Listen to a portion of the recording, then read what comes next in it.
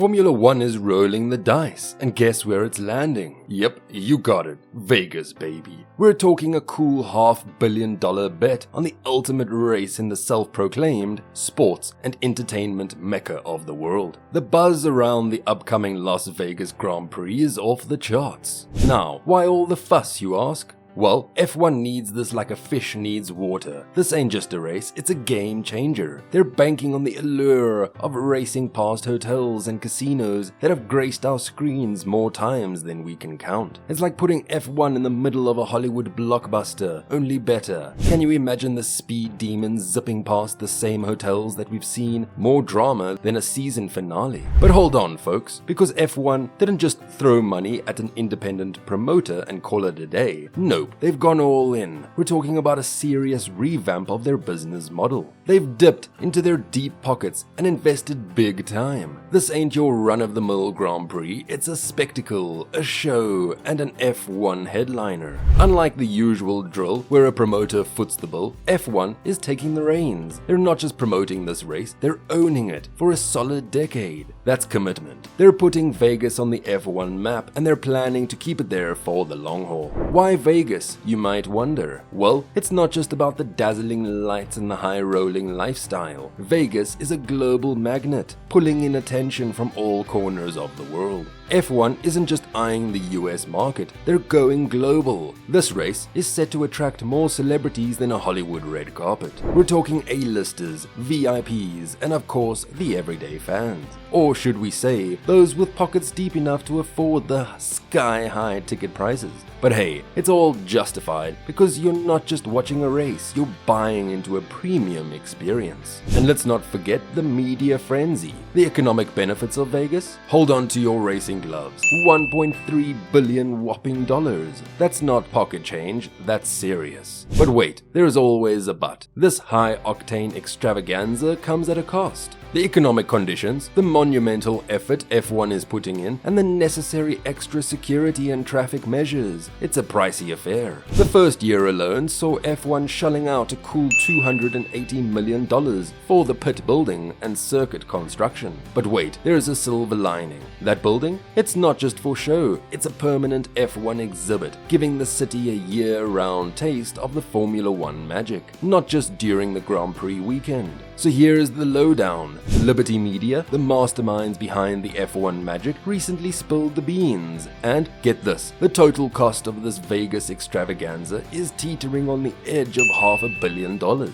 Now, whether it officially crosses the milestone or hangs out in the $500 million neighborhood, one thing is for sure, F1 is throwing down some serious chips on the Las Vegas roulette table. Now, rewind a bit. Because of this colossal gamble to pay off, F1 had to learn from history. Flashback to the 80s, where F1 tried to spice things up at the Caesars Palace hotel parking lot. Spoiler alert, it was a colossal flop. Nobody in Vegas cared. The economic benefit was close to zilch, and even the drivers, teams, and fans were giving it a side eye. They've learned, adapted, and decided to take over downtown Las Vegas. Yep, you heard it right. The city of sin action. It's like F1 said, Caesar's Palace who? Putting the race in the midst of the bustling city ensures it's everything the old Grand Prix wasn't. But wait, there's always a but. It's causing a bit of a stir.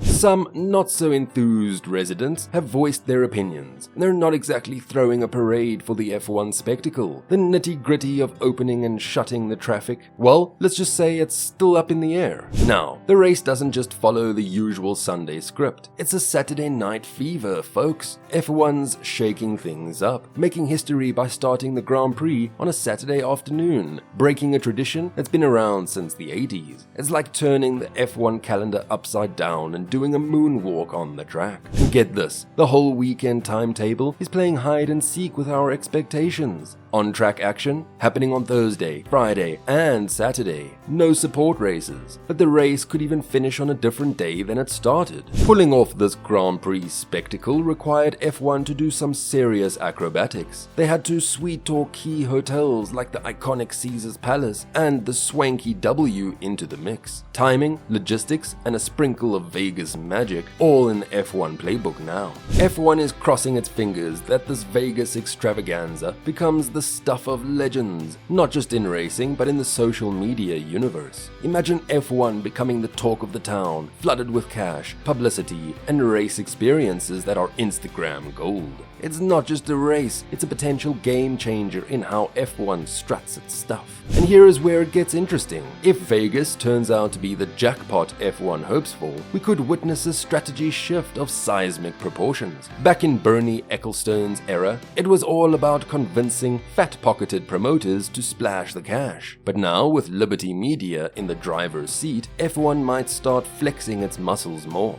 Las Vegas isn't just a race, it's a statement that F1 can take charge of promoting its own events. Now, don't get it twisted, F1 isn't about to go all in-house promotion crazy. That would be like doing donuts in a library, reckless, but they might sprinkle in a few races in key spots to spice things up and boost those profits. India, with its 1.4 billion people, is on the radar. And there's even talk of finally cracking the code for a race in Africa. Imagine the roar of F1 cars echoing across the savannah. So, why is Las Vegas the chosen battleground for this high-stakes gamble? Simple, it's a high-risk, high-reward situation. If it pays off, F1 gets showered in gold, and the blueprint for self-promotion gets the stamp of approval. If it falters, it's a hit both in the wallet and in the growth department. It's like going all in at a poker table. Either you walk away a legend or with an empty pocket. First off, the track, it's not just your run-of-the-mill street circuit. It's a 6.2-kilometer playground with 17 turns. That's about to give our F1 drivers a run for their money. The vibes are a bit of an overgrown Miami, but with a crucial twist. Those long straights are throwing a Baku-style curveball into the mix. Now, will this be good for racing? The track has a bit of mystery to it. Teams have some data, but it's not all singing, all dancing scans they're used to. And here's the twist. Those long straights that scream overtaking opportunity aren't the only players in the game. Our buddy Albon spilled the beans that the corners before the straights are the real MVPs. Albon didn't drop the GPS coordinates, but it's safe to say turns 1, 5, and 14 could be the undercover heroes. Turn 14 after the 1.9-kilometer straight on the strip seems like the VIP passing zone.